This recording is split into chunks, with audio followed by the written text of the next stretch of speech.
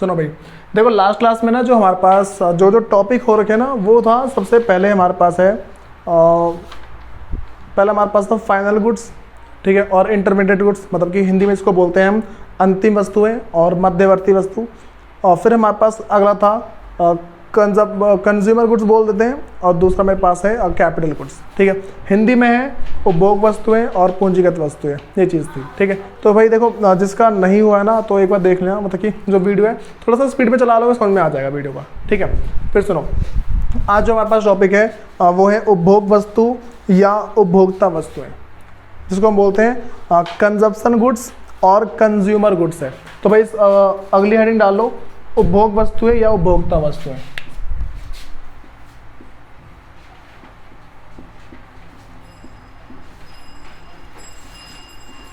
उपभोग वस्तुएं या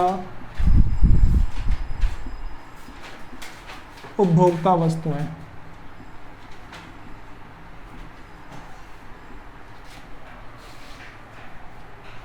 जिसको भाई इंग्लिश में बोलते हैं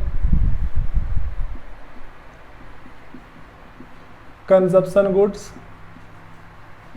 और कंज्यूमर गुड्स।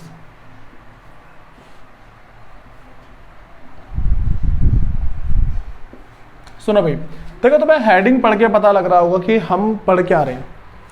हम ऐसे गुड्स के बारे में बात करेंगे, ऐसी वस्तु के बारे में बात करेंगे जो कि कंज्यूमर्स को कंज्यूम करेगा, ठीक है, उपभोक्ता जिसका उपभोग करेगा, हम ऐसे वस्तु की बात करें। बात सुन आ रही है? कोई इसमें दिक्कत तो नहीं है? मैं क्या बता रहा हूँ, देखो हम किसकी बात कर रहे हैं, ऐसे गुड्स, ऐसी वस्तुएं जो कि एक कंज्यूमर कंज्यूम करेगा, लिखा हुआ है ना, वही तो है, और एक उपभोक्ता उपभोग करेगा। तो क्या लिखा है मैंने भाई कि उपभोग वस्तुएं या उपभोक्ता वस्तुएं, दोनों का मतलब सेम ही है, ठीक है, कंजप्शन गुड्स और कंज्यूमर गुड्स, ये चीज़ है।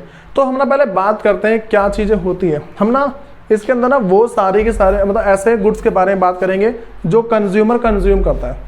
मैं तुम्हें 3 से 4 टाइप की गुड्स बता सकता हूँ। सबसे पहला हमारे पास पता क्या हो जाएगा, पहला जो होगा वो होगा ऐसे गुड्स, ऐसी वस्तुएं जो कि 1 साल से ज़्यादा समय के लिए चलती है। बात सुन आ रही है? ऐसी चीज़ें जो 1 साल से ज़्यादा समय के लिए चलेगी। दूसरा हमारे पास क्या होगा भाई, ऐसी चीज़ें जो 1 साल से कम समय के लिए चलेगी, ठीक है, बात समझ आ रही है। अगला क्या होगा मेरे पास, कुछ ऐसे होंगे जो कुछ टाइम के बाद खराब हो जाती है, ठीक है, और कुछ ऐसी तो जो कभी खराब नहीं होती। बात समझ आ गई?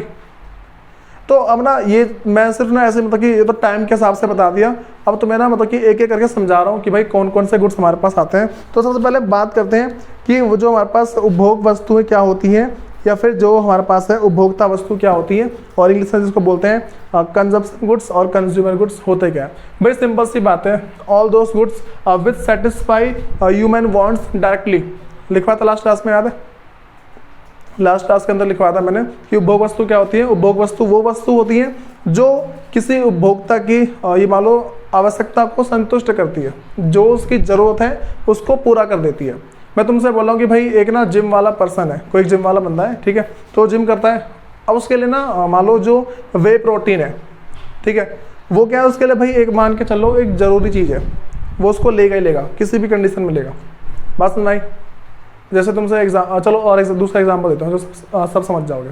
मैं तुमसे ऐसा बोल दूँ कि भाई एक इंसान है, उसको घर जाके शाम को मतलब कि वो घर जाएगा, उसको शाम को खाना चाहिए होता है, ठीक है। तो अगर वो खाना नहीं खाएगा तो भाई वो क्या सेटिस्फाई नहीं होगा। अब मैं तुम्हें दूसरा बोलता हूँ भाई सेटिस्फाई कैसे होगा। मान के चलो तुम्हें प्यास लगी बहुत तेज, तुम क्या मांगोगे भाई, पानी मांगोगे, दारू, ठीक है, पानी मांगोगे।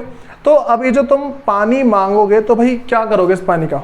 अगर तुम्हें पानी के बदले कोल्ड ड्रिंक दी जाए, दूध दी जाए, तुम पियोगे उसे?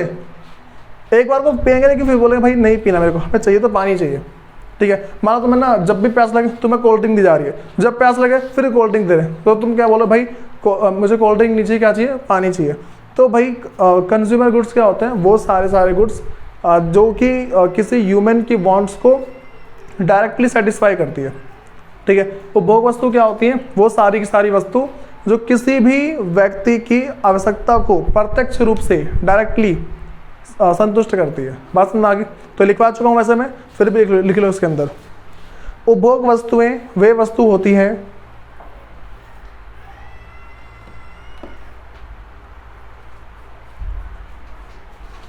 उपभोग वस्तुएं वे वस्तु होती हैं जो मानवीय आवश्यकताओं को प्रत्यक्ष रूप से संतुष्ट करती है। मैं इसके एग्जाम्पल में ना डालना, दूध डाल लो, आइसक्रीम वगैरह डाल लो, जो डालना है डालो, ठीक है। उसके बाद इंग्लिश में लिख लो भाई, कंजप्शन गुड्स और consumer goods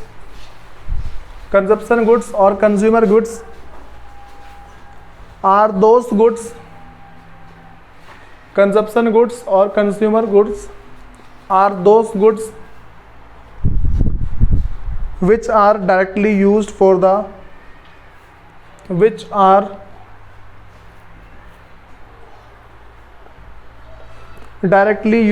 the satisfaction of human wants। भाई एग्जाम्पल डालना, ठीक है, अपने साथ देखना। आइसक्रीम, तुम भी वही डालो, आइसक्रीम और मिल्क, ठीक है। तो ये तो मैं बातें पता लगी, पहले क्या बोल रहा हूँ मैं कि कंज्यूमर गुड्स क्या होते हैं। भाई हमारे पास ना इसको क्या है कि 4 कैटेगरी के अंदर बांट सकते हैं। बात समझ आ रही है? जो हमारे पास ये जो गुड्स होते हैं, मतलब कि जो कंजप्शन गुड्स, फिर जिसको कंज्यूमर गुड्स बोलते हैं, उपभोग वस्तु या उपभोक्ता वस्तु, इसको 4 कैटेगरी में बांट सकते हैं। 4 पार्ट होते हैं इसके, ठीक है। तो भाई एक एक करके बता रहा हूँ। सबसे जो पहला हमारे पास है भाई वो है ड्यूरेबल कंजप्शन गुड्स है।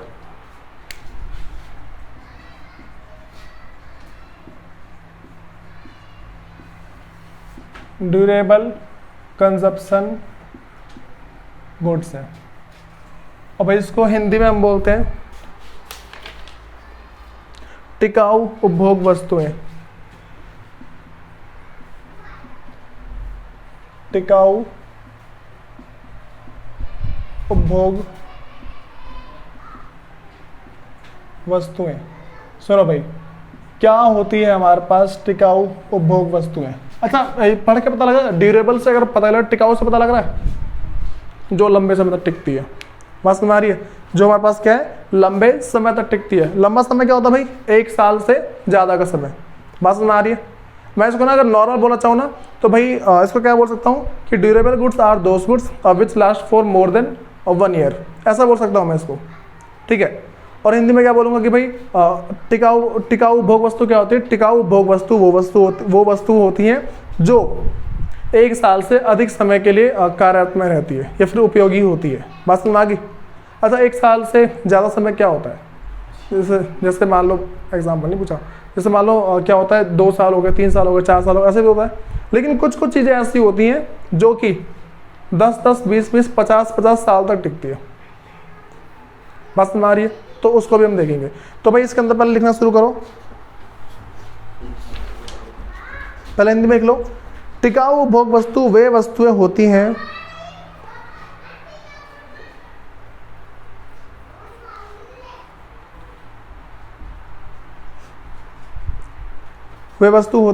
जिनका उपयोग कई वर्षों तक किया जा सकता है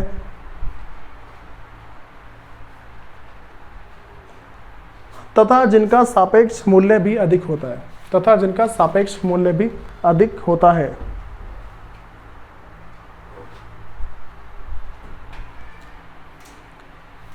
सुनो भाई, फिर जाके इंग्लिश में लिख लो एक बार। अच्छा, पहले ना इसका मतलब बता रहा हूँ मैं कि जिनका सापेक्ष मूल्य भी अधिक होता है, इसका मतलब है कि रियलिटी में ना, मतलब कि अगर उसको हम रिलेट करें किसी चीज़ से तो उसकी वैल्यू ज़्यादा निकलेगी। मैं तुमसे बोल रहा हूँ भाई, तुम्हारे पास ना एक मान लो एक मशीन है, ठीक है, जो वॉशिंग मशीन है वो है तुम्हारे पास। अब वॉशिंग मशीन ना भाई, मुझे बताओ कि जितनी उसकी वैल्यू 1 साल, हमेशा 1 साल की होती है, ज़्यादा की भी होती है? ज़्यादा भी तो होती है। मान के चलो कि, चलो मैं तुम्हें एग्जांपल दिया कि भाई हमारे पास ड्यूरेबल गुड्स वो होते हैं, मतलब मैं तुम्हें डेफिनेशन बोला हूँ, ड्यूरेबल गुड्स वो होते हैं जो 1 साल से अधिक समय के लिए चलते हैं, ठीक है, जो मतलब कि 1 साल से ज़्यादा समय के चले। तो लेकिन अब तो मुझे बताओ, वो सिर्फ 1 साल तक ही टिकेगा, आगे बढ़ेगा ना, ठीक है। तो वही बता रखा है भाई इसके अंदर कि जिसका सापेक्ष मूल्य भी अधिक होता है, इसकी वैल्यू क्या है, और ज़्यादा, इससे भी और ज़्यादा हो सकती है, ठीक है। लिखो इंग्लिश में, durable consumption goods are those goods which can be used for several years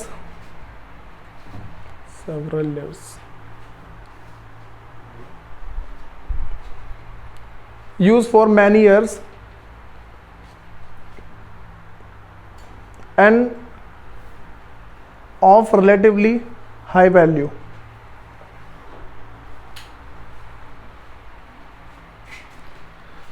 अब सुनो भाई, ये तो मैं बातें बता रही थी, क्या बोल रहा हूँ मैंने सिंपल सा बता रखा है कि durable consumption goods are those goods which can be used for many years, जिसको हम बहुत साल के लिए यूज़ कर सकते हैं। ठीक है, मतलब कि बोल सकते हैं कुछ सालों के लिए यूज़ कर सकते हैं इसको। ठीक है, तो ये बातें पता लगी। पहले इसका एग्जाम्पल वगैरह क्या क्या होंगे? मशीन हो गया भाई, लिखो इसके अंदर, इसका उदाहरण डाल लो, एग्जाम्पल डाल लो, वॉशिंग मशीन डाल लो, स्कूटर डाल लो, टीवी, रेडियो, ये सब डाल लो। अच्छा भाई, हम ना कोई मशीन नहीं लिखेंगे कि मैं वो रोड रोलर डाल दूं। रोड रोलर हम थोड़ी यूज़ करते हैं। तुमसे कोई पूछ लें कि भाई ये रोड रोलर है या फिर जो मेरे पास ट्रक है, वो कंजप्शन वाले गुड्स नहीं है, वो किसी इंडस्ट्री पर्पस के लिए है। हम किसकी बात कर रहे हैं भाई? कंजप्शन और कंज्यूमर गुड्स, मतलब कि उपभोग वस्तुएं या उपभोक्ता वस्तुएं, इसकी बात चल रही है। तुम ट्रक वगैरह डाल दो इसके अंदर। ठीक है, घर के सामान की बात कर रहे हैं हम इसमें भाई। उसके बाद जो हमारे पास सेकंड पॉइंट है वो डाल लो, जिसको बोलते हैं अर्ध टिकाऊ उपभोग वस्तुएं। अर्ध टिकाऊ उपभोग वस्तुएं इंग्लिश में है semi durable consumption goods. Semi durable consumption goods.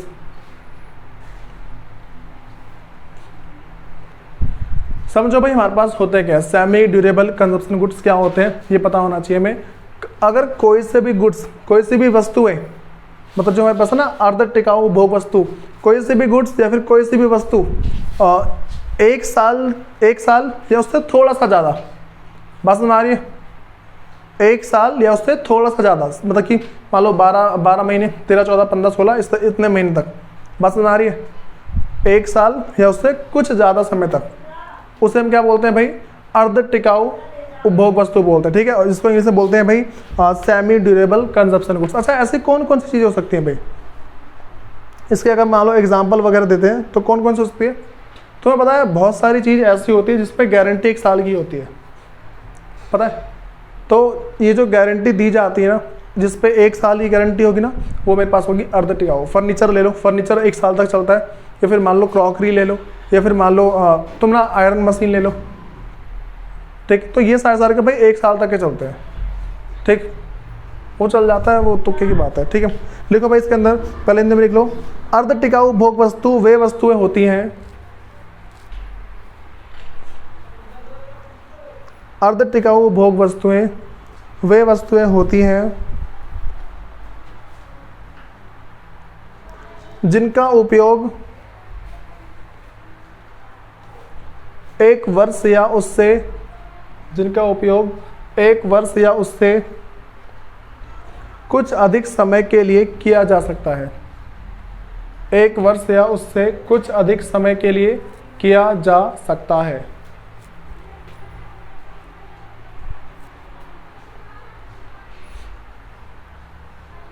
इसके उदाहरण में डाल लो, फर्नीचर, बिजली का सामान आदि, या फिर कपड़े भी डालना, कपड़े, फर्नीचर, बिजली का सामान आदि। लिखो भाई इंग्लिश में, semi durable consumption goods are those goods which can be use for a period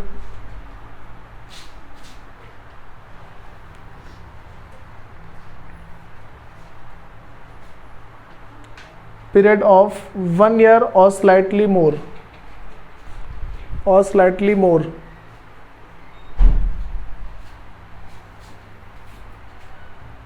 SLIGHTLY।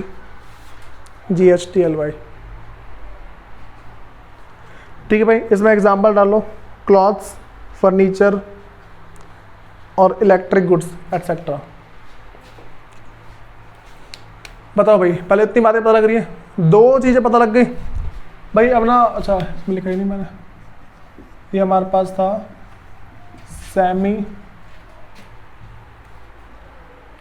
Durable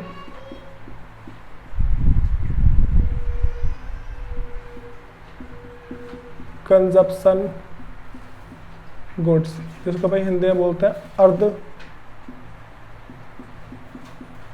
टिकाऊ उपभोग वस्तु।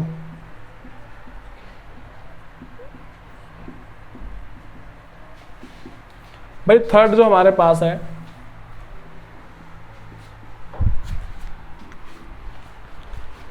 सुनो भाई, हाँ तीसरा हमारे पास है, लिखो हिंदी में, गैर टिकाऊ अथवा एकल उपयोग उपभोग वस्तुएं।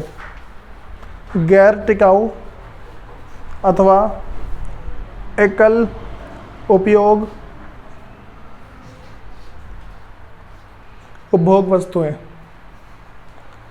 और भाई इंग्लिश में है, अथवा एकल उपयोग उपभोग वस्तुएं। और भाई इंग्लिश में डालो नॉन ड्यूरेबल और सिंगल यूज कंजप्शन गुड्स।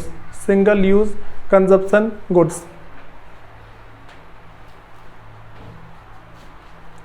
अब भाई देखो, तो मैंने इसकी हेडिंग से क्या पता लग रहा है कि कोई सी भी चीज़ जिसको हम मतलब कि इसमें क्या लिखा है भाई मैंने, गैर टिकाऊ मतलब कि नॉन ड्यूरेबल।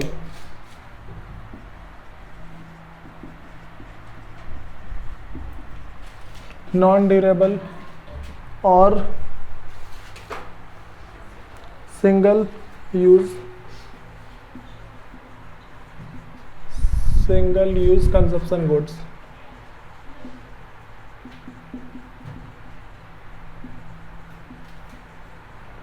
हिंदी में उसको बोलेंगे भाई गैर टिकाऊ अथवा एकल उपयोग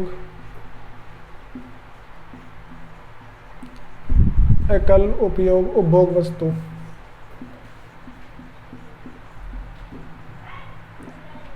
बताओ भाई, तुम्हें इससे मतलब कि पढ़ के क्या पता लग रहा है? नॉन ड्यूरेबल और सिंगल यूज कंजप्शन गुड्स हमारे पास, ठीक है। तो इसको बोलते हैं गैर टिकाऊ अथवा एकल उपयोग उपभोग वस्तु। देखो भाई हमारे पास ना नॉन ड्यूरेबल का मतलब है जो टिकती नहीं है, ठीक है। अच्छा जो टिकती नहीं है वो क्या है? मतलब चाइना का माल है, क्या है? ऐसा कोई चाइना का माल है क्या? देखो भाई हम इसके देखो, ये जो गैर टिकाऊ ना, अगर सिर्फ गैर टिकाऊ लिखा होता मतलब कि नॉन ड्यूरेबल लिखा होता तो हम पक्का बोलते चाइना का माल है, एक दिन में बस खत्म हो गया। लेकिन भाई दूसरी इसमें क्या लिखा है, अथवा सिंगल, मेरे पास क्या, अथवा एकल उपयोग उपभोग वस्तु या फिर और सिंगल यूज कंजप्शन गुड्स। भाई देखो ऐसे कौन कौन चीज़ है, मैंने तुमसे बोला भाई तुम मिल्क लेके आए मार्केट से, तुम उसको बस एक बार यूज़ कर सकते हो, दोबारा कर सकते हो क्या? उसे यूज़ कर सकते हो कैसे? निकालोगे कैसे दोबारा? वो यूज़ कर लिया वो, भाई उबाल के रखना किधर से यूज़ हो गया? मतलब अच्छा मैं दूध खरीद के लेके आया, मैं उसको उबाल के रख दिया, मैं मतलब उसको यूज़ कर लिया मैंने। यूज़ करने का मतलब पी लो, ठीक है। सुनो देखो अब भाई मैंने क्या बोला कि हमारे पास क्या होते हैं सिंगल यूज कंजप्शन गुड्स, वो सारे के सारे होते हैं जिसको एक बार यूज़ करने के बाद वो ख़त्म हो जाते हैं, ठीक है। दोबारा हम उसको उपयोग में नहीं ला सकते हैं। बस ना रही पेन नहीं, एक बार यूज़ कर लो, बच ज़्यादा दोबारा कर सकते हैं। नहीं तो उसमें इंक डाल दो। चलो सुनो देखो, मैं मिल्क दूध का एग्जांपल दे रहा हूँ, ठीक है, या फिर मान लो कोई भी खाने पीने का सामान है वो, ठीक है, ये चीज़ है। तो भाई इसके अंदर लिखना शुरू करो, वे वस्तुएं जिनका केवल एक बार उपयोग किया जा सकता है उसे गैर टिकाऊ अथवा एकल उपयोग उपभोग वस्तु कहते हैं। जिनका केवल एक बार उपयोग किया जा सकता है, वे वस्तुएं जिनका केवल एक बार उपयोग किया जा सकता है।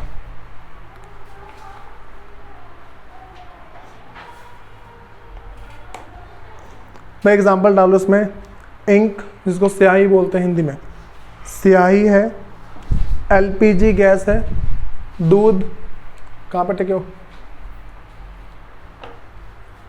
केवल एक बार उपयोग किया जा सकता है। लिख लिया, उदाहरण लिख लो इसका, स्याही, घरेलू एलपीजी, दूध, पेट्रोल आदि। लिखो भाई इंग्लिश में, those goods which are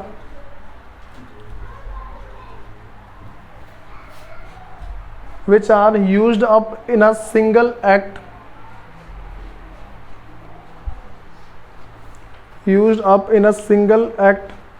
of consumption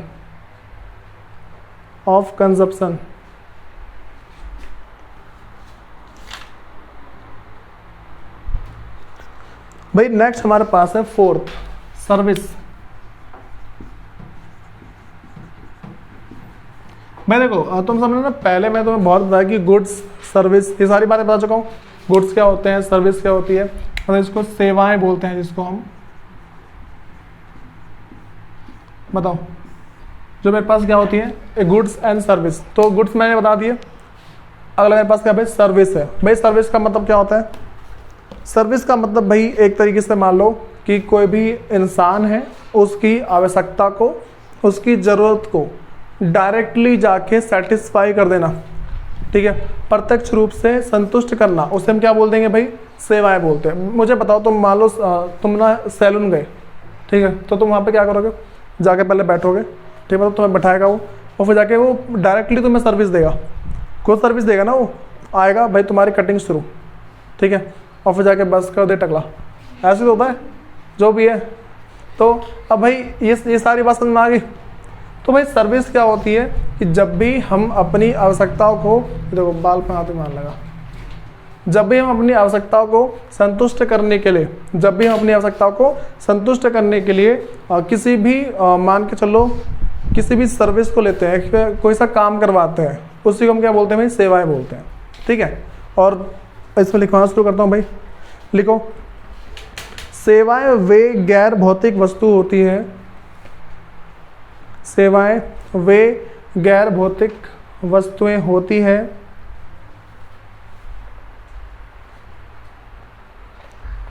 जो मानवीय आवश्यकताओं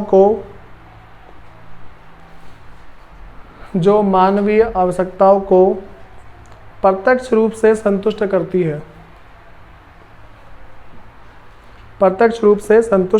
है, मैं इसका उदाहरण डाल लो। अच्छा, नाई का एग्जाम्पल थोड़ा ना गंदा सा हो जाता है, ठीक है, तो अच्छे एग्जाम्पल डालते हैं जो बस की नहीं है, डॉक्टर, वकील, ठीक है, और थोड़ा सा और लेते हैं, घर का नौकर, घरेलू नौकर, ठीक है, बात वही पड़ती है भाई। इंग्लिश में लिखो,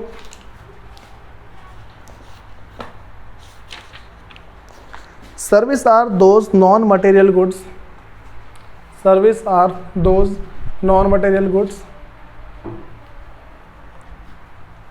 which directly satisfy human wants,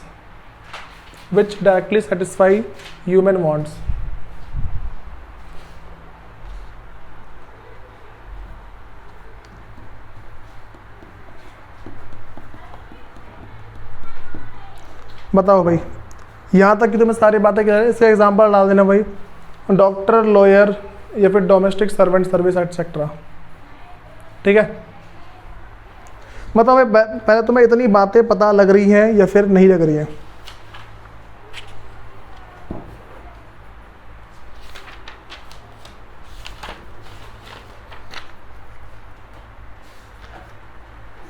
अब सुनो भाई, देखो तुम्हारे ना एग्जाम में कुछ क्वेश्चंस वगैरह आते हैं, ठीक है, तुम्हारे एग्जाम में क्या कुछ क्वेश्चंस वगैरह आएंगे, तो वो सारे के सारे क्वेश्चंस ना भाई हमें उससे डील कैसे करना है वो बता रहा हूँ। सबसे पहला क्वेश्चन हमारे पास ये आ सकता है,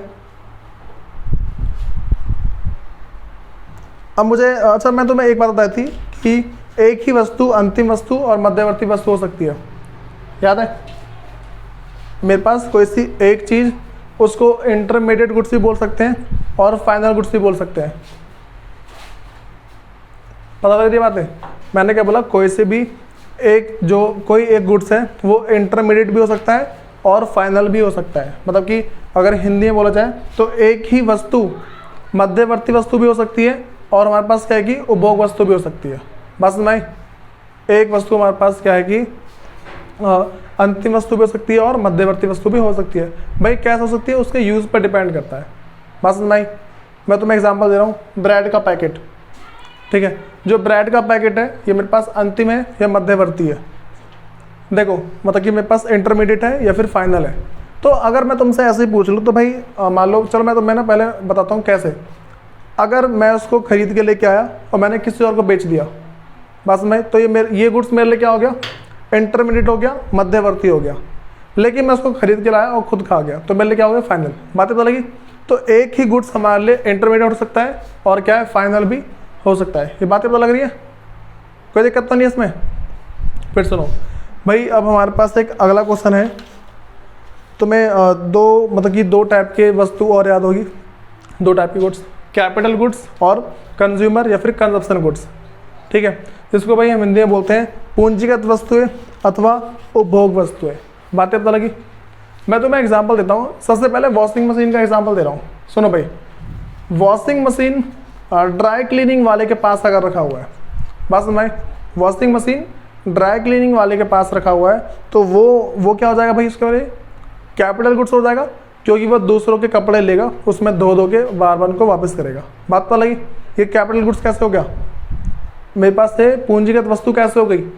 जब भी कोई हमारी मशीन होती है तो वो तो हमारे पास कैपिटल गुड्स हो गई ना हमारी। वो कैपिटल गुड्स क्या होती है भाई, जिसका उपयोग किसी दूसरे वस्तु को बनाने में बार बार किया जाता है। मतलब कि कैपिटल जो पूंजीगत वस्तु क्या होती है, पूंजीगत वस्तु वो होती है जिस वस्तु का उपयोग किसी अन्य वस्तु को बनाने में बार बार किया जाता है। ठीक है, और वो कभी खत्म नहीं होती है, मतलब वो मशीन खत्म थोड़ी नहीं हो जाएगी। फिर इंग्लिश में क्या बोलेंगे भाई, कैपिटल गुड्स क्या होते हैं, all those goods which are used for manufacturing other goods. ठीक है, ये लिखवा रखा था मैंने। अब भाई हम समझते हैं कि एक गुड्स वही कैपिटल कैसे हो सकती है और कंजप्शन गुड्स कैसे हो सकती है। ठीक है, एक ही गुड्स हमारे पास है, उसको कैपिटल गुड्स कैसे बोल सकते हैं और कंज्यूमर गुड्स भी उसको कैसे बोल सकते हैं। मतलब कि एक ही वस्तु को पूंजीगत वस्तु और जो हमारे पास है उपभोग वस्तु कैसे बोल सकते हैं, ये बात करते हैं। मैंने वॉशिंग मशीन का एग्जांपल लिया।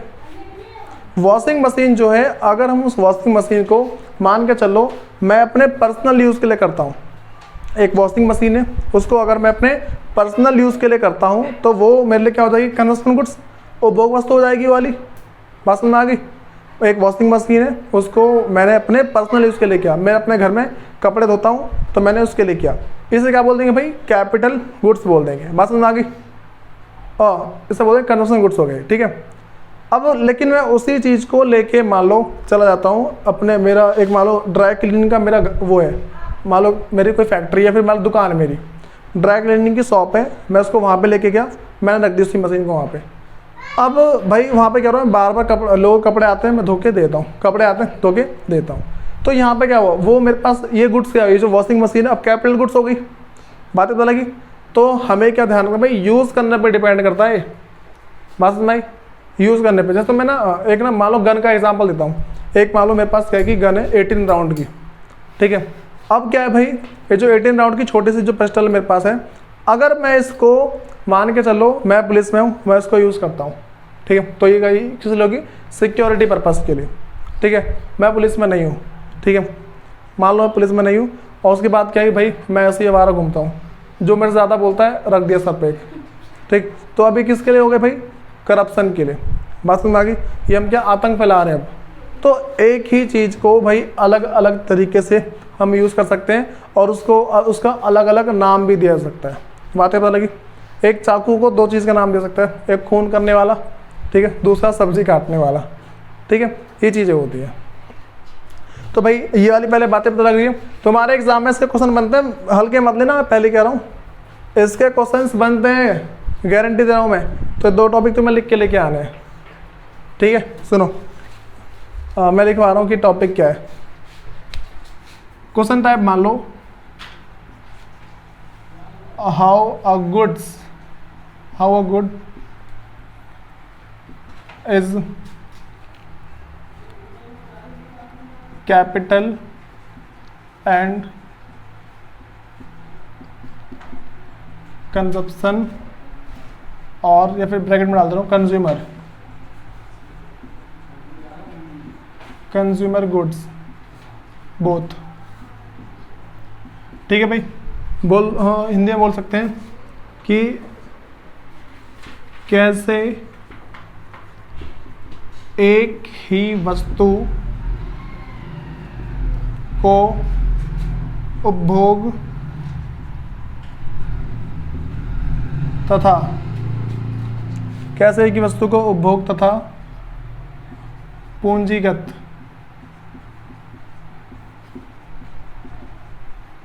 वस्तु कह सकते हैं।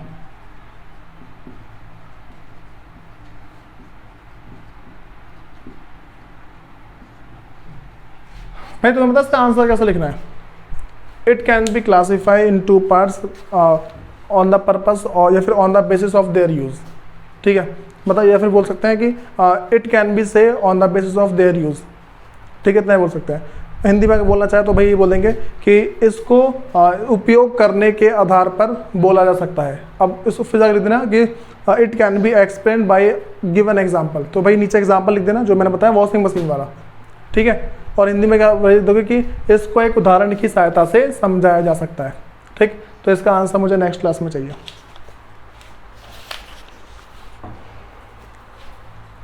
भाई नेक्स्ट भी तुम्हें अगला जो क्वेश्चन है ना वो भी सेम ऐसे लिखना है। अच्छा सुनो, इसका लिखो अगला question. How can we say that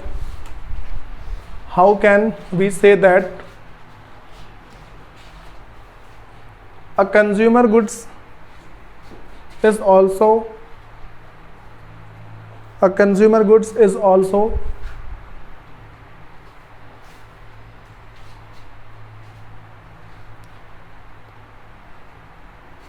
not a capital goods। ये इसी का क्वेश्चन था। ठीक है, सेम मतलब कि या ये लिखा है या फिर वो लिखा है। अगला क्वेश्चन लिखो इंग्लिश में, अगला भी। How can we say that a goods may be या फिर a same goods may be intermediate और फाइनल गुड्स। हिंदी में लिखो भाई। हम एक ही वस्तु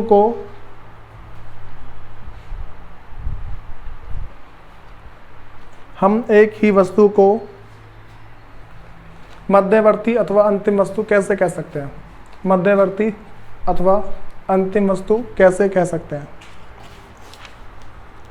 भाई इन दो क्वेश्चन में से हर साल गारंटेड है एक क्वेश्चन बनने के चांस होते हैं। और भाई इस बार तो ऐसा है कि तुम्हारे पूरा वही 80 मार्क्स का पेपर आएगा।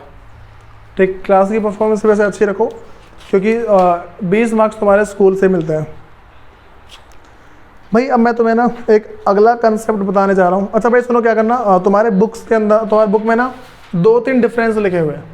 ठीक है, सबसे पहला जो हमारे पास डिफरेंस है वो है intermediate goods and final goods के बीच में, ये लिख लेना। ठीक है, मतलब कि मध्यवर्ती वस्तु और अंतिम वस्तु इन दोनों के बीच में डिफरेंस है, इसे लिख लेना।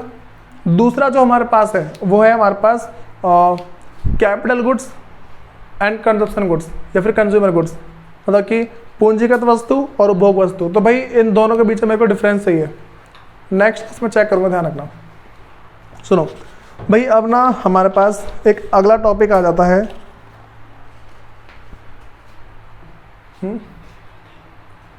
बता दिया मैंने। सुनो भाई, देखो अब हमारे पास एक ना जो नेक्स्ट टॉपिक है भाई उपभोग व्यय की अवधारणा तथा घटक है। हेडिंग डालो, उपभोग व्यय की अवधारणा तथा घटक।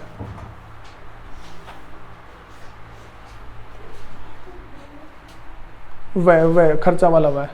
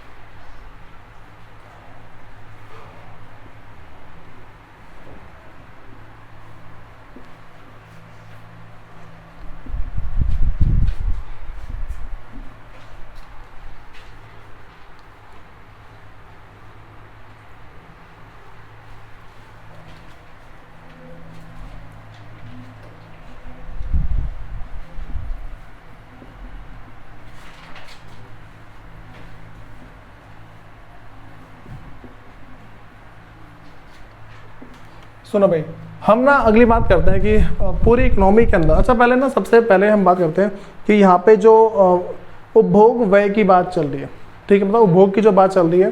अच्छा हम कौन सी बुक पढ़ रहे हैं भाई? मैक्रो इकोनॉमिक्स पढ़ रहे हैं। बात समझ में आ रही है? हम क्या पढ़ रहे हैं? मैक्रो इकोनॉमिक्स, इसको बोलते हैं समष्टि अर्थशास्त्र बोलते हैं। मैं तुम्हें क्या पढ़ा था? हमने माइक्रो के अंदर क्या पढ़ा था? सिर्फ उपभोग, सिर्फ कंजप्शन, ठीक है, बात समझ में आ रही है? लेकिन अब अगर हम मैक्रो की बात करते हैं ना, तो इसमें हम एग्रीगेट कंजप्शन की बात करते हैं, समग्र उपभोग की बात करते हैं। बात तो लग रही है भाई? इन वर्डों को ध्यान रख के चलना माइंड में थोड़ा, कम से कम, कि हमने 11th क्लास के अंदर पढ़ी थी वेस्टी माइक्रो, ठीक है। उसके अंदर उपभोग का मतलब होता है किसी एक इंसान का या किसी एक ग्रुप का, मान लो कि कुछ लोगों का, जैसे मान लो सभी के सभी हिंदू, सभी के सभी मुसलमान, या फिर सभी के सभी मान लो बच्चे, ये सारी चीज़ें। तो हम क्या है कि उस टाइम एक ग्रुप की बात करते थे। लेकिन अब क्या बात करते हैं भाई? हम 12th में हैं, तो 12th के अंदर हम क्या पढ़ रहे हैं? मैक्रो पढ़ रहे हैं। मैक्रो समष्टि अर्थशास्त्र पढ़ रहे हैं, ठीक है। समष्टि अर्थशास्त्र के अंदर जो हमारे पास बात आती है वो हम करते हैं समग्र, ठीक है, समग्र उपभोग बोलते हैं, या फिर एग्रीगेट कंजप्शन की बात करते हैं। बातें पता लग रही है? तो एग्रीगेट के अंदर कौन कौन से आ जाएंगे? देखो भाई, हमने जो 11th में पढ़ा उसमें तो कोई एक ग्रुप आएगा ना। मैं बोल दूंगा कि जितने 5 साल से छोटे बच्चे हैं वो, जितने 10 साल छोटे बच्चे हैं वो, ये सारी चीज़ें। तो इसमें क्या है भाई, मेरे पास कुछ एक ग्रुप को देखते हैं, या फिर मान लो कि किसी एक इंसान की बात करते हैं, ऐसे ही तो होता है। लेकिन 12th क्लास के अंदर जो हमारे पास एग्रीगेट कंजप्शन है, ठीक है, जिसको हम समग्र उपभोग बोलेंगे भाई, इसके अंदर किन किन चीज़ों को हम लेके चलेंगे? बात समझ में आ रही है? इसके अंदर क्या है भाई, हम किन किन चीज़ों को साथ लेके चलेंगे?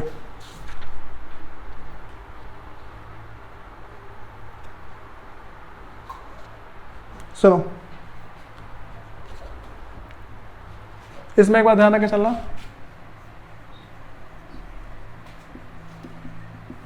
कंजप्शन का मतलब क्या है भाई?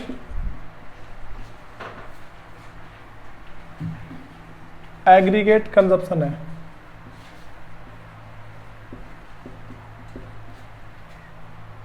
कंजप्शन का मतलब है हमारे पास यहाँ पे एग्रीगेट कंजप्शन, मतलब कि उपभोग का मतलब क्या है हमारे पास यहाँ पे? उपभोग का मतलब है समग्र उपभोग, समग्र उपभोग, ठीक है भाई। बताओ तो पहले यार ये बातें पता लग रही है क्या बोल रहा हूँ मैं? जब भी हम उपभोग की बात करेंगे, इसमें क्या किसकी बात करेंगे? समग्र उपभोग की, मतलब कंजप्शन की बात कर दी, हम क्या बोलेंगे भाई? एग्रीगेट कंजप्शन है। लेकिन भाई हम इसके अंदर किन किन को लेंगे? किस किस, मतलब कि किस किस ग्रुप को लेंगे, किस कैटेगरी को लेंगे, ठीक है। तो भाई इसमें ना मैं सारे लाइन से लिखवा रहा हूँ। सबसे पहले मेरे पास है हाउस होल्ड, मतलब कि घरेलू। सबसे पहले मेरे पास क्या भाई? हाउस होल्ड, परिवार बोल सकता हूँ, मतलब इसके अंदर हम ना किस किस को लेंगे? पहला मेरे पास है घरेलू, जिसको हाउस होल्ड। दूसरा भाई, अगला जो हमारे पास है वो है सरकार। भाई सरकार भी तो करती है कंजप्शन।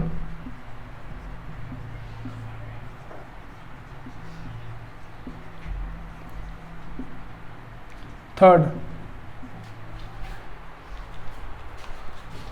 भाई वो हमारे पास है गैर लाभ निजी संस्थाएं।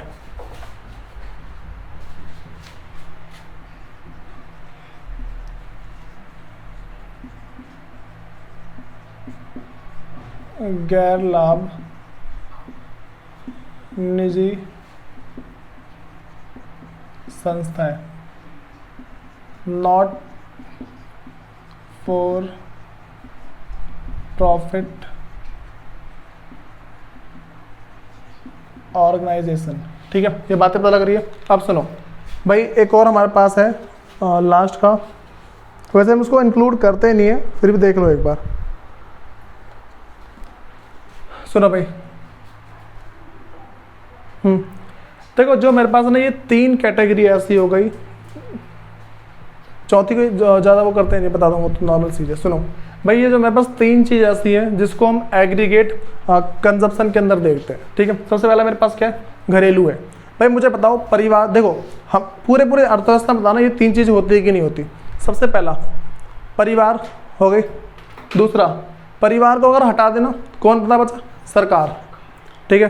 सरकार के बाद और कौन बचता है? मंदिर वगैरह, मंदिर ही तो बचे, मंदिर हो गया, मस्जिद हो गया, या फिर जो भी चीज़ें होती हैं ये सारे बचे। तो भाई वो मेरे पास क्या होता है, गैर लाभ निजी संस्था है, जिसको नॉट फॉर प्रॉफिट ऑर्गेनाइजेशन बोलते हैं। ये बातें पता लग रही है भाई। इन 3 चीज़ों को, अगर हम इन 3 चीज़ों का कंजप्शन आपस में जोड़ देना, ठीक है, तो ये मेरे पास क्या हो जाएगा भाई, समग्र उपभोग या फिर एग्रीगेट कंजप्शन बोलते हैं इसको। इसमें कोई दिक्कत तो नहीं है। मैं देखो जितनी बातें बता चुका हूँ तो मैं सारा का सारा आना चाहिए। और नेक्स्ट क्लास में ना भाई, लास्ट क्लास में जितना बता रखा है, इससे पिछली क्लास इकोनॉमिक्स जितनी क्लास हुई है वो सारा का सारा तो मैं रिवाइज करके लेके आना है। और भाई सुनो, सब अपनी रफ और फेयर दोनों नोटबुक बनाओ। रफ का और फेयर का मैं तुम्हें ना फ़ायदा बताऊंगा क्या होता है। रफ में यहाँ लिख के जाओ, घर पे आ जाएगा, फेयर में दोबारा लिखो। इससे भाई रिविजन होता है। और एक बात और ध्यान रखना, हमें 12th में परसेंटेज बनानी होती है, और परसेंटेज बनाने के लिए कम से कम है 7 से 8 बार रिवीजन करना है हर एक बुक का। मैं पहले ही बोल चुका हूँ भाई, जितने भी और जो भी पढ़ाता है ना, वो 7 से 8 बार का एक बार सिलेबस कराए, हल्का सा रिवीजन खत्म। लेकिन मैं तुमसे कह रहा हूँ, जब तक 7 से 8 बार रिवाइज नहीं करते हो सारी बुक, भूल जाना, तुम्हारे अच्छे मार्क्स आएंगे। मैं अपने टाइम पे टॉपर रह चुका हूँ, इसलिए खुद बता रहा हूँ, ठीक है। देख लें तुम कैसे करते हो। अगर तुम्हारा 7 से 8 बार रिवीजन नहीं होता है तो भूल जाओ, तुम्हारे अच्छे मार्क्स आते हैं। फिर वही पढ़ रहे हैं ना जिसपे भाई और बच्चे पढ़ रहे होते हैं। करो, सुनो डाउन कर।